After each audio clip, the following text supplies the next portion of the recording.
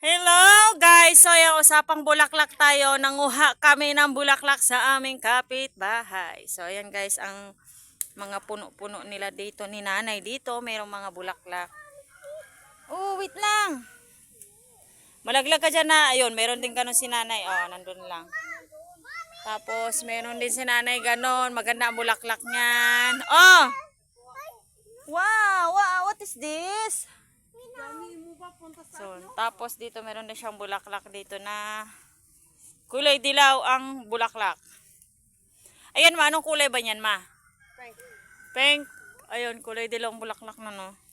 So, para siyang rumblon ang dahon dahil may tawag nito tinik-tinik sa gilid. Tapos, uy, ito na. Ayan, may tinik-tinik siya sa gilid. Ayun. So, meron si nanay ganyan. Pag, ayan ang bulaklak, marami yan maganda. Oh, yan na, saan tayo pupunta? Dito lang tayo. Ha? So, ayan guys. Ayan, halaman din yan. Ganyan. Ano yan siya? Yung parang gumagapang. Tawag nito. Pang ano lang siya sa mga puno-puno. Tapos, may ganyan din si nanay. Ayang maliliit na dahon na yan na gumagapang. May malalaki din yan. Pero dito sa area ni nanay, maliliit yung nandito. So, maganda yung ganyan kasi maliit. Kaysa yung sobrang laki, kawawa yung yung puno. Parang sinasakop niya pag sobrang laki. Hala, yate, malukluk. Naglag ka dyan. So, bangin. So, bangin. Pa palang ganong bulaklak si nanay, oh. Yan, yung dahon niya, yung parang nagiging bulaklak. Iba kasi kulay ng dahon niya. Bulaklak din yan eh. Kaso nga sobrang ano na siya, no. Ang dami na. So, may mga puno talagang kinakapitan ng mga halaman. Parang wala na dito yung may butete ata si nanay dito ah. Wala no. So meron din si nanay yung ganun oh. Tawag nito nganga. Nganga yun di ba ma? Oh, may nganga si nanay.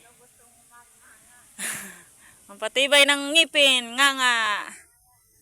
So dito sa lugar ni nanay, maraming mga tawag nila romblon. Romblon ang tawag dyan oh. Anong hey bahay ay? Ito oh, maganda lagyan ng duyan-duyan. No? Oo. Ay nako, marami talaga mamamasyal dito pag init na. Kasi isa lang naman sa natin dito yung sa bagay. Kung iinit man ilang araw lang din.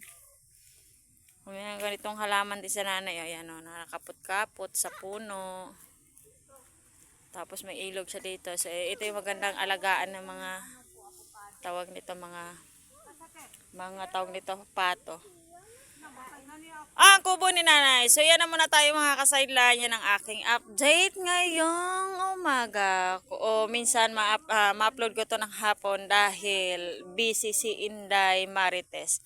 So yan na muna mga ka-sideline ng aking Mama Marites ngayong umaga. Thank you. God bless and more po sa ating lahat.